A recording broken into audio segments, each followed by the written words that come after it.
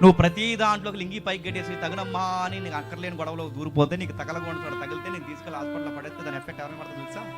నీ పిల్లలమే పడతావు.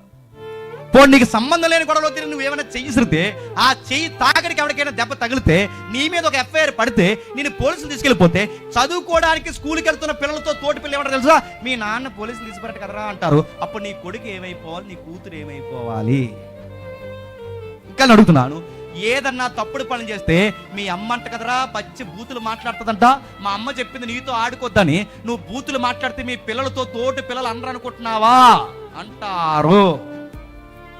నువ్వేదన్నా చీకటి పని చేస్తే అది ఊరంతా మాట్లాడుకుంటే, మీ అమ్మ పలానా పలానా అంటగానంటే నీ కొడుకు గాని కూతురు గాని ఏమైపోతారు?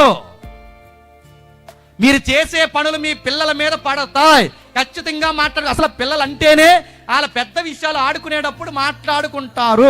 మీరు ఏం వినడం లేదనుకోకండి, వాళ్ళన్నీ వింటారు, అన్నీ చూస్తారు, వాళ్ళ మధ్య వాళ్ళు మాట్లాడుకుంటారు. మీరు పెద్ద సైంటిస్ట్ లాగా మీకు ఏం తెలదనుకోకండి, వాళ్ళకి అన్నీ తెలుస్తాయి. అడుగుతున్నాను, నువ్వు దొంగతనం చేస్తే నీ కొడుకుని దొంగ అంటారు, నువ్వు వ్యభిచారం చేస్తే నీ కూతుర్ని వ్యభిచారం అంటారు. గుర్తుపెట్టుకో, నువ్వు ఏ పనులు చేస్తే నీ పిల్లల మీద అదే ముద్ర వేస్తారు.